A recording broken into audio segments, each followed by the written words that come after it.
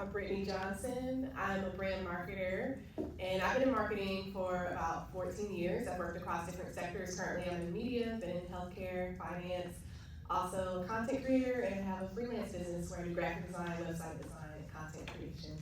Actually, I forgot my key question. My first question was, when we are working on developing new brands, we think about, what's the brand essence, the 3 words that we use to describe the brand, the heart of the brand. And I wanted to relate that back to us as people, as we build our personal brands. And I was going to ask during your introduction to please state what your 3 words, how you describe your brand essence. Sure.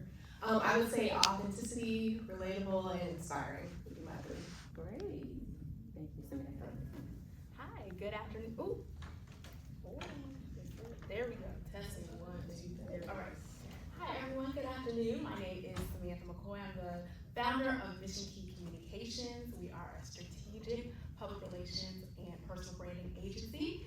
And I've been in communications for almost 20 years. You know, I'm 20 still. But I am so excited to be here this afternoon. My personal brand words are joyful, purposeful, and culturally expressive. I have to follow up on that one. Hello everyone, my name is Gibbs, and I'm different from these ladies. I am not a brand marketer. I'm the marketer that brand marketers don't like. I'm the growth marketer, and I've been in marketing for 15 years. I started my career in advertising, and I switched over to tech in 2015. So I've been in the tech world, and right now I'm at Microsoft. I work as a senior global partner marketing manager on some of Microsoft's strategic partnerships. I will say my 3 words are bold, authentic, and intentional. I love a good challenge. I show up and I'm always myself, and I am very intentional with every action that I do. So those are my 3 words. Awesome, and I challenge you all to think about your 3 words too, as the center and the core of your personal brand. And if you as marketers, we love a mood board, right? And think about what would be on your mood board. And when you think about the mood board, like what's the tone, what's the color, how do people see you, what do you want people to take away from, when you leave a room as your personal brand. All right, so I have these questions here. I guess I should start asking some of them. So starting with Moshe.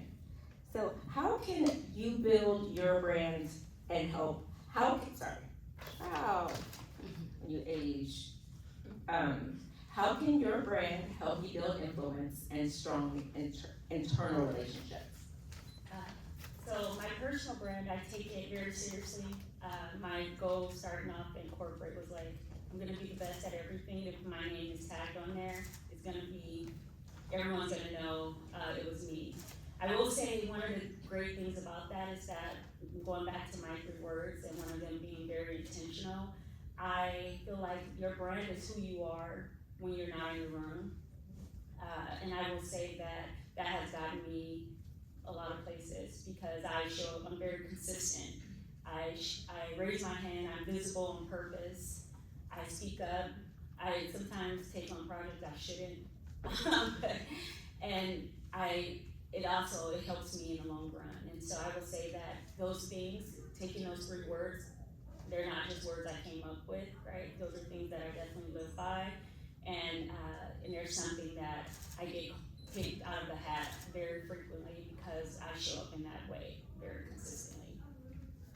So I guess the next part of the question is, how do you leverage your personal brand internally in your own company? Yes, that's what I'm saying. So I work for Microsoft, and all the things I just said, I have been put up for. I'm leveraging that to get promotion. I got promotion within a year.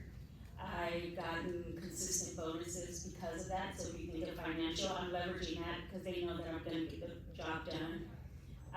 On top of that, I'm reliable, right? So I just was recently chosen to help lead a very highly visible with some of our top executives because Moshe, let's put Mo on it because we know that she's going to get the job done, number one, but she's also someone that can handle the visibility and ambiguity.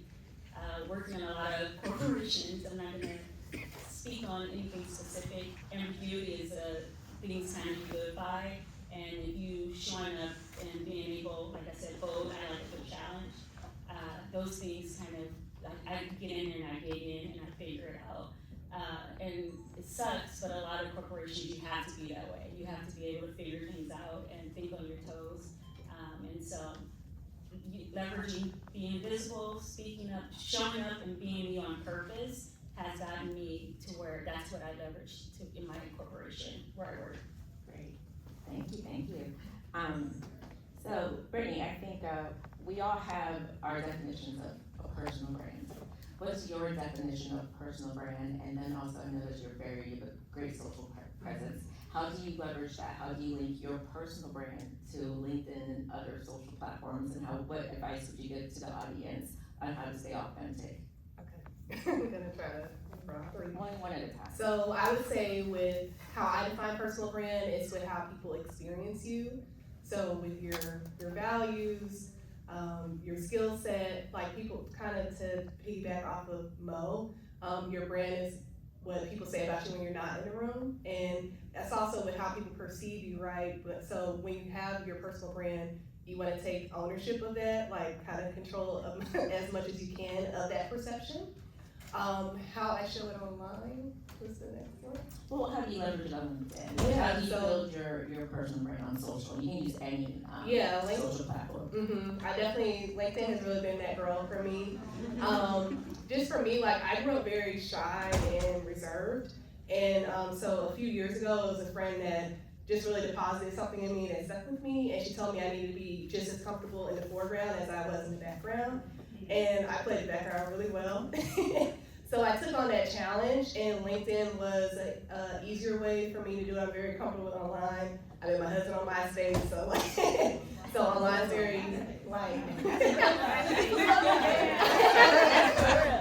So online's like really like easier for me, and so I just did it in a way that was comfortable for me, and then also that kind of helped foster confidence once I was getting responses from people and like, oh, like what I'm saying is impactful and has value, and I was able to do it as myself in an authentic way, showcase things that I do in the community. Since I'm in marketing, I want to showcase myself as a thought leader. So yeah, it's just been, LinkedIn has been a great tool like for networking and also with attracting opportunities. That's how I've been able to get some speaking opportunities. That's how I've been able to go to like some nice conferences complimentary just for how I show up like with my content like on LinkedIn. I need y'all to be more specific. Like when I say like, I want to understand like, how does your LinkedIn, is it your voice? Is it the same on your LinkedIn? You know, do you show pictures of your family? Yeah, so I'll say work. How do you connect the personal? Sure, yeah, so with me specifically, when I started being more active, well, first I would say I worked with a LinkedIn coach. Shout out to Sonia Oblitey, she's amazing. So, she's not, but the way y'all yeah, so I just took like what she shared and I ran with it. Can you give us a little? Yeah, so it was things, she really helped me with optimizing my profile, really with how you leverage like your headline, like those are all like keywords essentially, so things that you want to be searched for. Don't just use that title that LinkedIn gives you because it's just what is yours? Oh, mine's kind of long, but mine is to know that I am Andy Cohen right now, okay? So mine has a few things in it, so it does have brand marketing and communications rockstar. I also include Rockstar. Yes. I also include content creator. I'm passionate about diversity, so I have that. I don't remember exactly how I have it worded, but I have those things in there because it's important to capture those keywords, like how you want people to find you. And then also just with your cover image, make sure you're using that. Like that's free real estate, you know, that's like a billboard. What is your cover image? My cover image, I did have a branding shoot a few years ago, so it's a picture of me at a desk, but it has marketing, communications, and I think brand design. So it's like 3 main keywords of things that I fall under, so you can see at a glance what I do. It's also good, like you could have like a call to action, or some people have received awards, like calling out those organizations that you received that. So it's different things that you can do, and then Canva has a lot of great templates that you can use to enhance your cover image. Awesome, that was something. Okay. Anything else y'all might want to add to the social branding conversation? I'll add that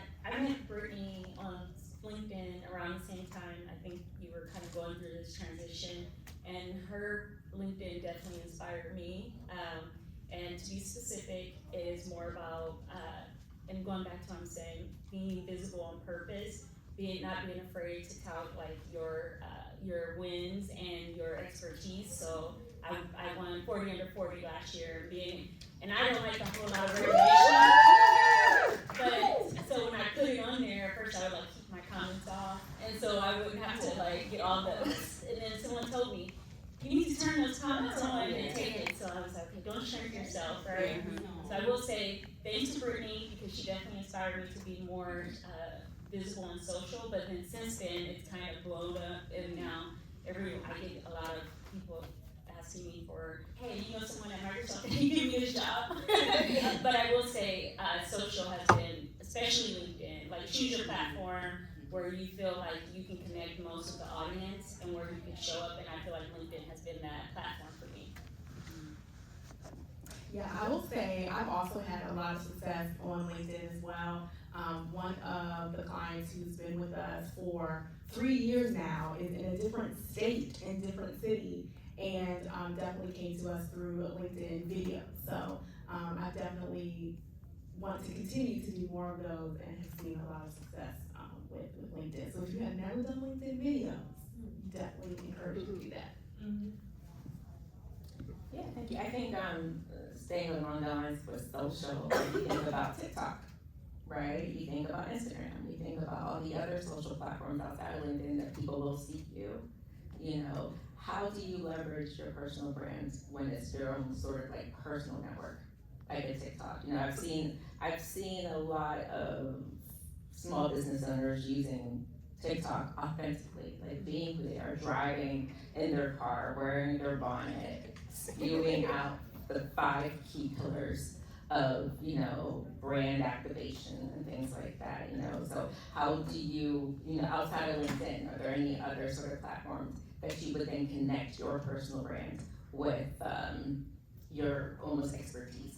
And like real personal, like, you know what I mean? Like, I feel like right now the conversation we're having is very branded. But as like, I look at the 3 of you, and you are all very, you know, beautiful in your own unique way, which is also part of your brand, how you dress, how you talk, how you show up, right? And how do you maintain that in a way that's authentic to you on these social platforms, like specifically? Like, for instance, your LinkedIn, how do you describe yourself? On LinkedIn, how about On LinkedIn, on anything? Well, on LinkedIn, I definitely do a lot more like case studies and videos and tips on, you know, public relations or media, things like that. But so I'm not as personal on LinkedIn except for messages. So I'll send messages to people, comments. So that's where more of my personality shows up in that way. But as far as Instagram, I am a lot more relaxed, I think, on Instagram. So my squares tend to be just kind of things that I'm doing related to business. But a lot of times on my stories, I will share something that's happening during the day, or how I'm feeling, or, you know, like the other day, actually this week, I had to get a hairstyle for the last minute. So I talked about that in my story. So that's where it's a little bit more personal for me.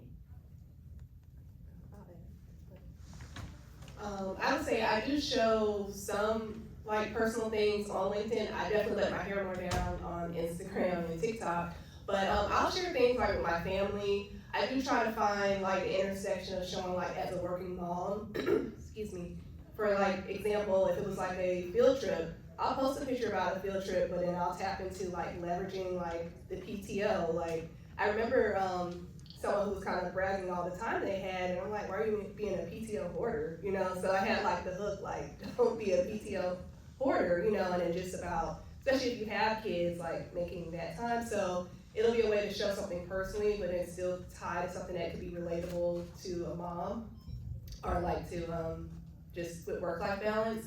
Then I also like, we do holiday pictures every year. I post that. My husband and I did a very epic car anniversary shoot last year with a vintage car. I shared that on LinkedIn. But yeah, like I'll say like my sweet spot is capturing with events and sharing takeaways from that. So even when I was going to a conference a few weeks ago, like I posted I was going, and a few people were in the comments like, oh, I can't wait for the takeaways. So it's even something like the audience, when they're used to that and what you post, and they can even anticipated. But yeah, I use the other one because I have a lot of people from work that follow me, so I'm like, you know, y'all are coworkers. I mean, this is my my friend from work.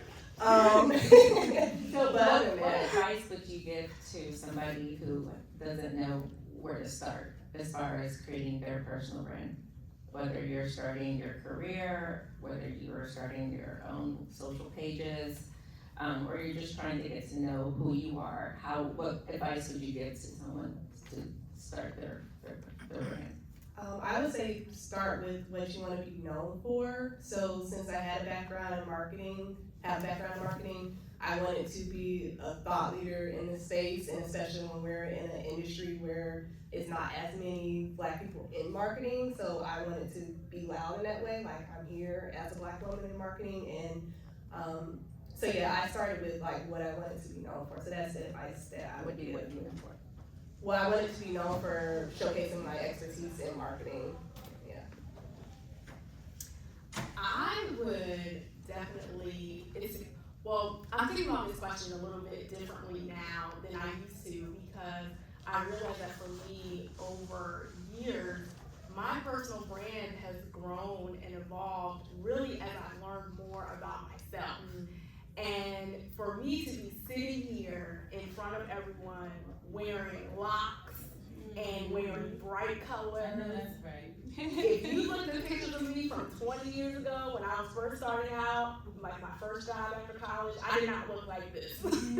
So it really has been a lifetime journey to get me to this point of really evaluating and questioning my choices.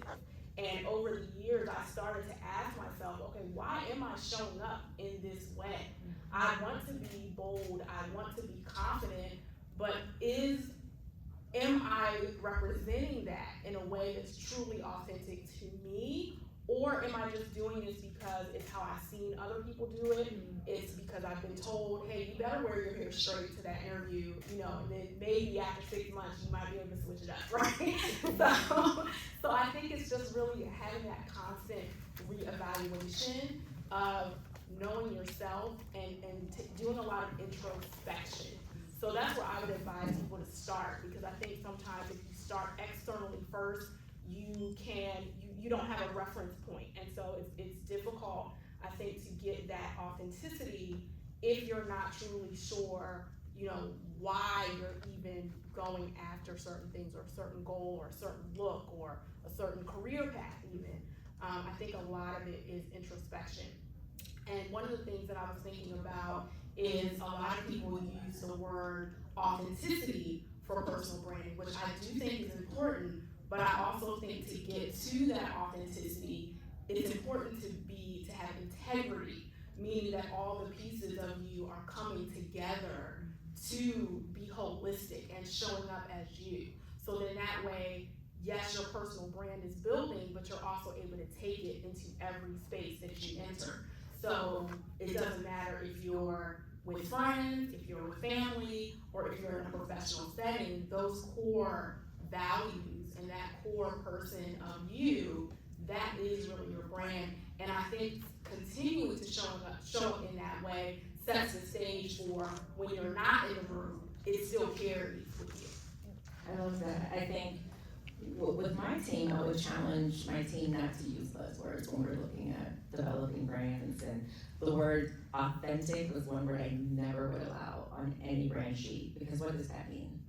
You know, vulnerable. What does that mean? Like, what's authentic? Like, for me, humor. That's where I come from. That's where, like, I shine, you know, like.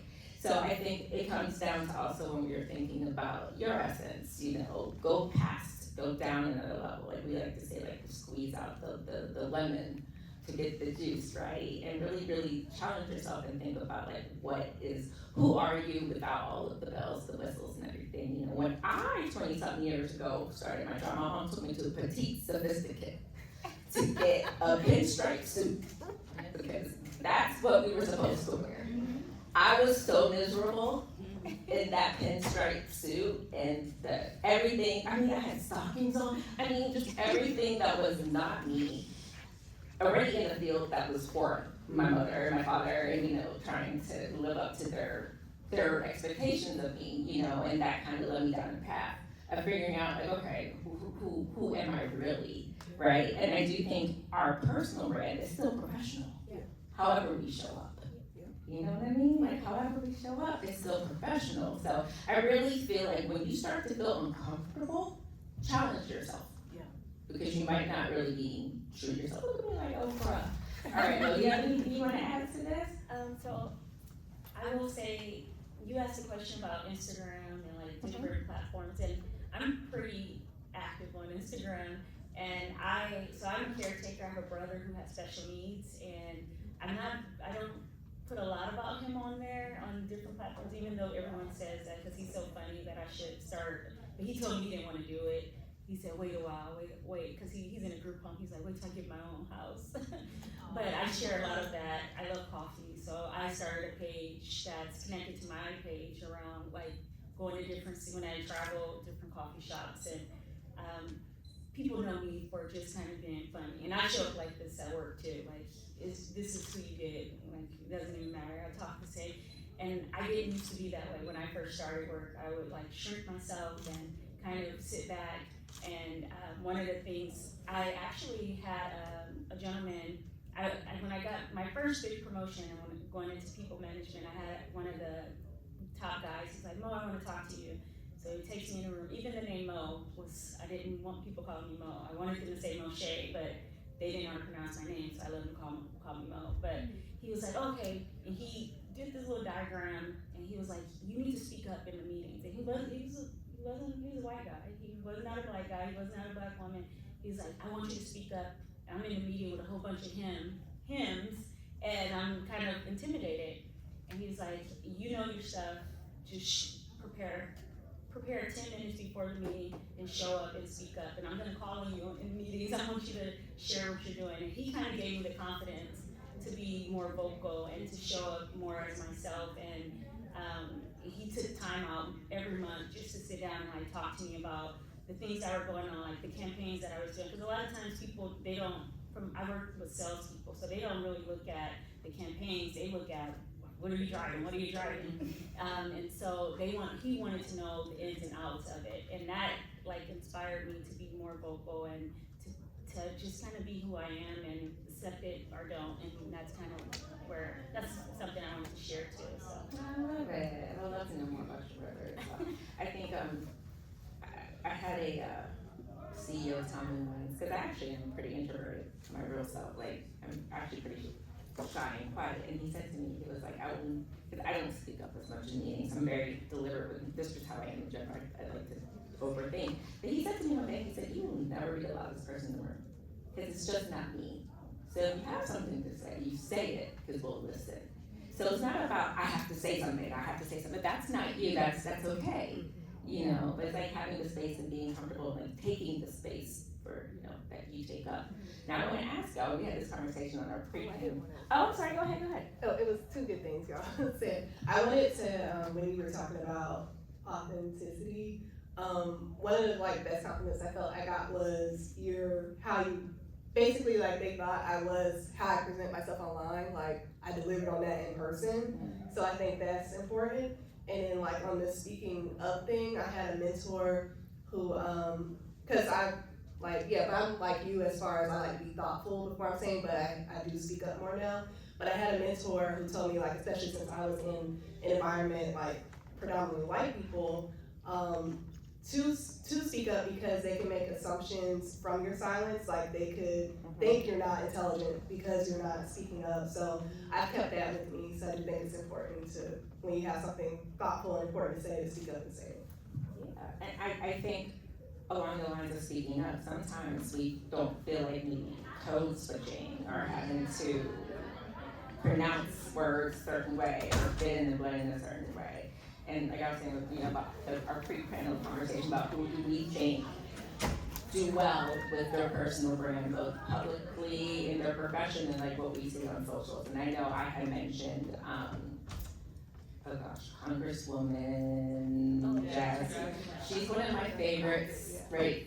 as far as being authentic to who she is, you know, and how she delivers her message, how she shows up as a Black woman.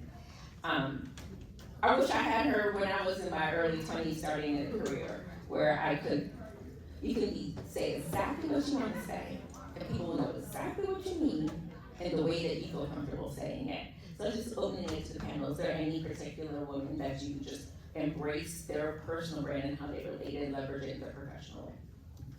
Yeah, so I actually have 3 for different reasons.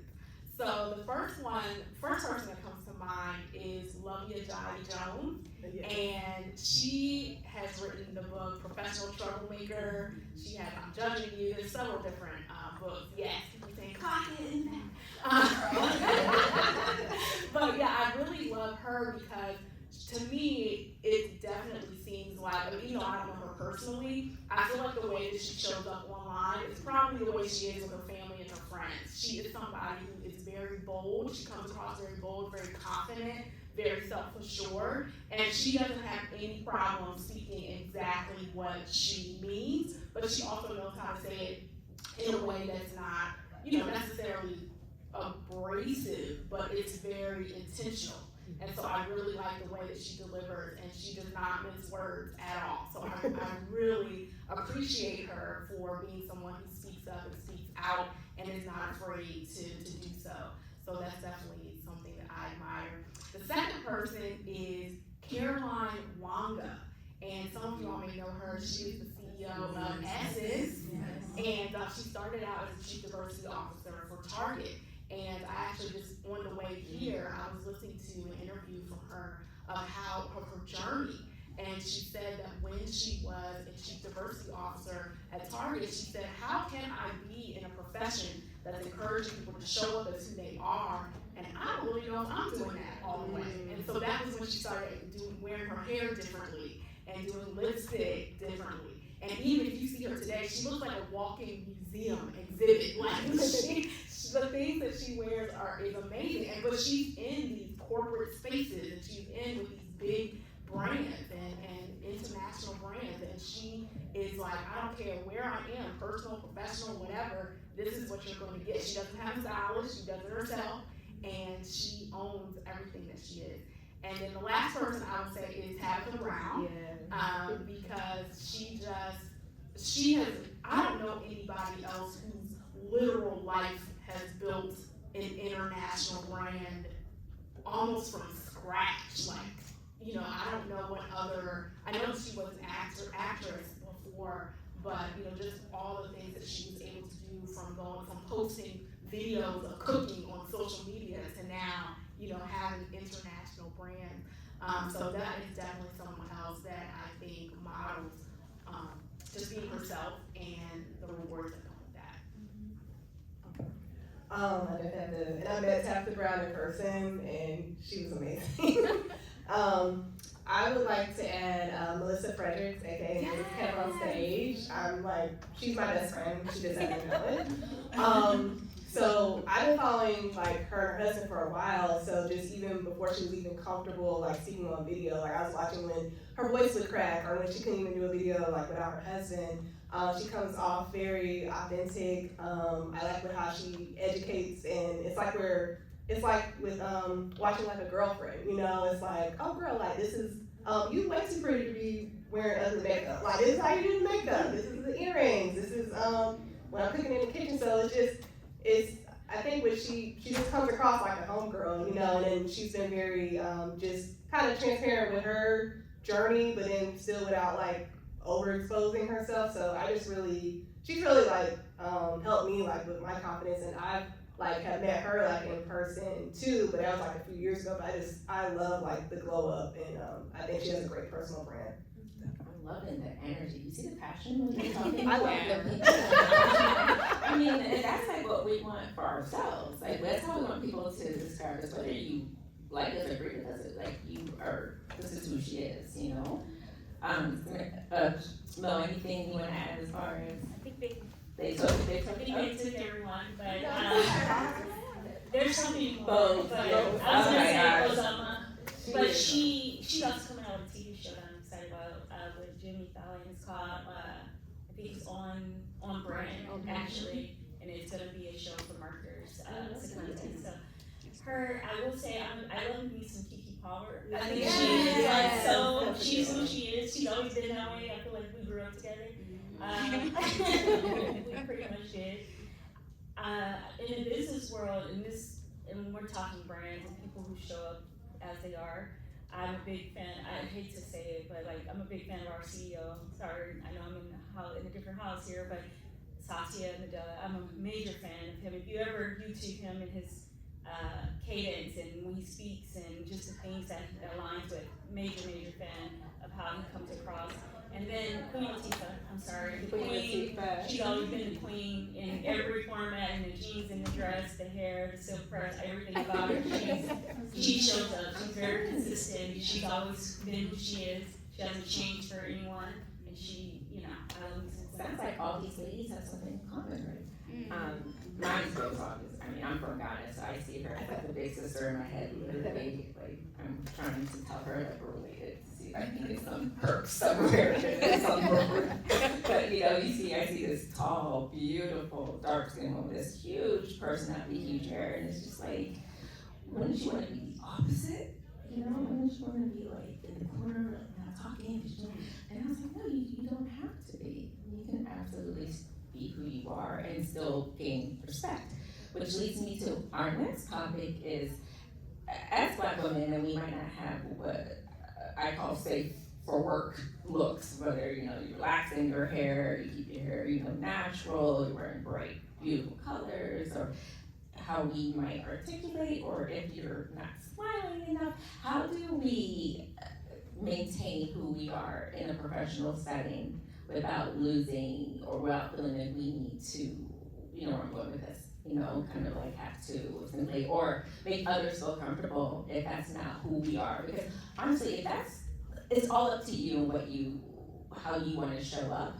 But how do you navigate a world where sometimes when you show up, it's just not accepted, not for any other reason, for anything else, but because of how we're born? I know for me, I had to stop worrying about what people thought, because it took a while to even get locks. So these are pandemic locks. So I started during the pandemic when I wasn't in the office as often, because I did kind of subscribe, like, as a Black woman, I need to have certain hair, like being in a corporate environment. But yeah, so I guess that kind of helped me ease into it. And then I found more of a voice, because it has been certain things that come up with certain comments, and I have to okay, I'm not comfortable discussing my hair with you, because I did have a bad situation at an old job where I wasn't as verbal, and actually a white woman touched my hair. Oh. Yeah. She lived to see another day. But, yeah, so I think it's just, we have to kind of, I guess, not care as much, to kind of help with that authenticity, because I was allowing what I perceived other people thought or assumptions. That was kind of weighing me down from fully being expressive with how I want to show up. Yeah, to add to what you were saying, I definitely think that, I just lost my whole thought. Hold on, what was the question again?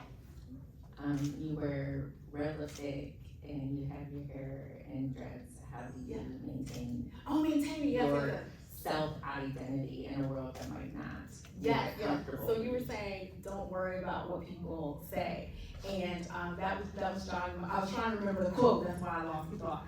But Caroline Wanga, again, also said, always be who you are, where you are.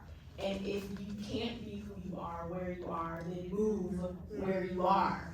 And so I think it is sometimes it's an experimentation a little bit. So you obviously you go in, you read the room, you see how other people are responding, but then also in your head, you're saying, okay, I'm seeing how these people are moving, how they're responding, but in order for me to be myself, this is what I need to be able to be comfortable doing.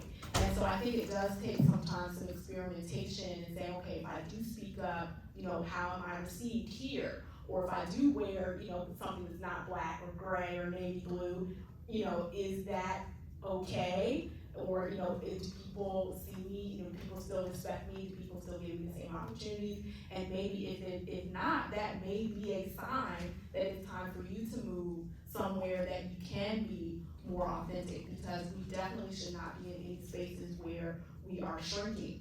And so I think it takes a little bit of just courage and also self-reflection, because the other side is you also may be a transformer, right? Like, I can't imagine, Caroline Wanga, how many years ago she started wearing locks. I'm sure it wasn't as prevalent as it is now. So, but she made an intentional decision. Yes, I am an executive here. And so how big of a challenge was it, first of all, to be in the C-suite doing something very unconventional, but then look at all the people who have come behind her now feeling comfortable because she showed up. So I think that's also thinking about, okay, if I do go outside of what the norm is for this place, this atmosphere, what can the legacy be because of that?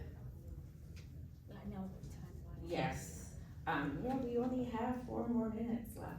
I do say this, one of my workplaces, the head of HR said to another black woman who wore her hair natural, she said to her, look at you with your non-corporate hairstyle. And I was like, this is the head of HR, right? So I'm like, oh, wow.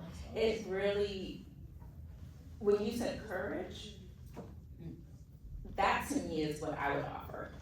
Because it's not gonna be easy, even you see someone else doing it, you see these successful women doing it, it doesn't mean it's gonna be easy for you, and it doesn't mean that you work for the same company that they do. And it's like the question we have to ask each other is, what do you do when you can't leave a circumstance? Because I feel like a lot of the things we say, I'm guilty for it too, we like to kind of sugarcoat and say, find your purpose, and find that work, that job, go where you're appreciated.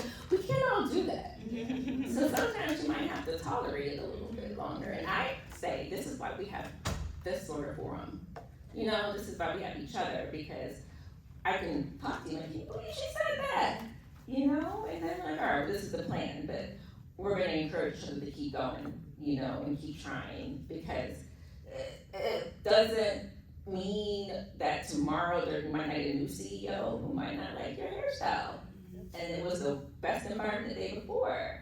So, we have to remember to encourage each other. I say a lot of stuff I don't do, but we have to. We really do have to encourage each other, especially, I've seen a lot in my career, and I've seen the women who we admire, they went through a lot of bullets. That's the reason why I can look at those and wow, because you went through a lot of the bullets that I didn't want to take. So I kind of sat in the corner, but it's like, okay, she can do that, So it's like your village. Samantha, you want to say something? I just wanted to say, Samantha, sorry. it's okay, I saw you. In those cases, I say to speak up and say something. Don't just let it go. If someone says anything, I've been in situations where people have said very inappropriate comments or jokes, and they think it's funny because I'm the only black person in the room and I'm the okay black person, right? But I say speak up and say something so that it won't happen to the next person that looks like you, because that's my goal, right? Like, I want the next person that looks like me to have a better experience and be able to take the same space that I'm taking up, and be successful at it. And so I just want to say that, like, I have no issue saying anything. I love it. Right, Courage. HR. That's good. And I know, I want to open, are there any questions? Oh, yes. Do you need the mic? No, I'm good. Okay. You ain't got to do all that. My question is, how do you get people, like, okay, personal brand, how do you get people to, like, see you in a new light? Like, I was a social media manager for 5 years, left it. Now I'm, like, video editing, more so now I'm, like, doing my own thing, but, like, people still to this day ask me to do social media management, and I'm like, why do y'all still see me like that? Like, ain't nothing on my page about social media management. Like, how do you get to, like, pivot people's minds, like, when you're actually doing the thing? Like, you know what I'm saying? I can't talk, I'm not articulated. I'm a visual. Yeah, I will say, really show and tell over and over and over. And I think it depends, because if you're talking about friends and family, they a lot of times, like, if they know you as something, it's just kind of sticks, right? But the more you have to re-curate your audience, right? So people who have known you before may have a hard time pivoting from that, but the new people for the audience that you're cultivating with the content that you have now, they will know you as what you're doing now. So I don't think you have to necessarily worry about that, but it may just take a little bit of time for your audience to cycle new into to what you're doing. But as long as you're showing it, telling it, putting it, you know, when people see you, if there's reminders or, you know, whatever, capturing everything that you're doing, I think that eventually you'll see that people are coming to you for what you do now. Any other questions? I would agree with that. I think multiple impressions is important, and just with how you're showcasing the work, whether it's like you're behind the scenes, if you're providing tips on, you know, they have to do with video production, so just so that you're seen as an expert in that space. But I suspect it's probably what you're saying, because our family and friends, they can get locked in. It's my old clients too, like they're just like, I know you can do it, just please, just do it. I'm like, see, no. So that's because they liked. It's like, I know I do great work, but I don't wanna, like, you know what I'm saying? So and maybe something that may help you too is maybe referring someone, like, and not just a random, but like someone you actually know who does similar work to you, because they probably can't find somebody who's doing the work like you did. So you may have some people kind of begging you to try to come back in because they're like, no, we need somebody who can do it like that. So I think also just, you know, getting to know more people and someone that you can recommend, strongly recommend, and say, okay, this is somebody that I'm trusting and I'm giving a personal and professional recommendation. And so then they'll learn to trust that person as well. Thank you. We're out. Oh, sure. Always have time for a question. Hi everyone. My question is, at events like this, how would you introduce yourself when you have your personal brand and your professional brand? What are you leading with, especially if they're adjacent? For example, I'm a brand designer, but then my day job is more in advertising marketing. Like, how would you kind of merge both to let your personal brand shine, but also like talking about the day job side too? All right. I would say think about what the goal is. What is your goal when you're walking into the space? What do you want to take away from it? Because depending on what that is, that's what you want to lead with. And you can always let people know the other things that you do, but I think it's just about what the goal is and what you want to accomplish will help to know what you lead with first. We have another question. I know my time police are here, but just we're on the roll. So this question is for Mo. So you said like speaking up in these settings, but I work in healthcare, and it's very hard to speak up in these settings and be your authentic self when you don't have this space, because you're in a male-dominated Caucasian room and they make the rules and you're playing the game, but you also want other people that look like you to have a seat. So how do you navigate that without being in trouble and it damaging your brand? I know that was a lot, but I feel like I've been in those spaces, I've been scared. It's the fear of that, but I've had allies, so I don't know if you've attached yourself with someone who looks like someone else in the space, and I know I have to do a short, I'm stuck at short answers, but I've had an experience where someone said something very nasty and someone else heard this person was my ally. He actually went to HR, I did it, because I was like, I don't want to get anyone in trouble, blah, blah, blah. And he sat down and he was like, no, like I'm not in front of me. And so it was a whole situation, but at that time, it made me feel a little bit more comfortable, because technically some things do have to protect you. I don't know about now in today's age, but they do have to protect you.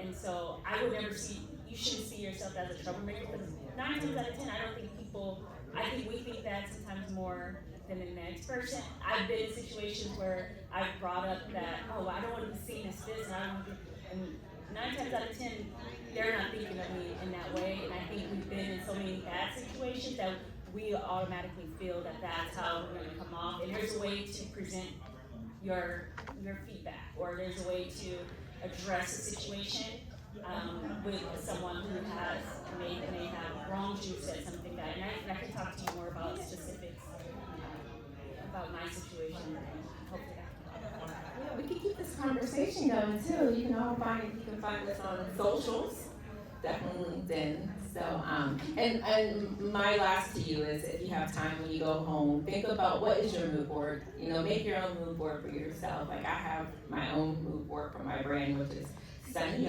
Universe, right? Because everything I touch has to be sunny, right? But I really, as a brand person, I took time to think about this, right? Because I wanted to show up memorable, and that's the one part of me I want people to remember. All right, y'all.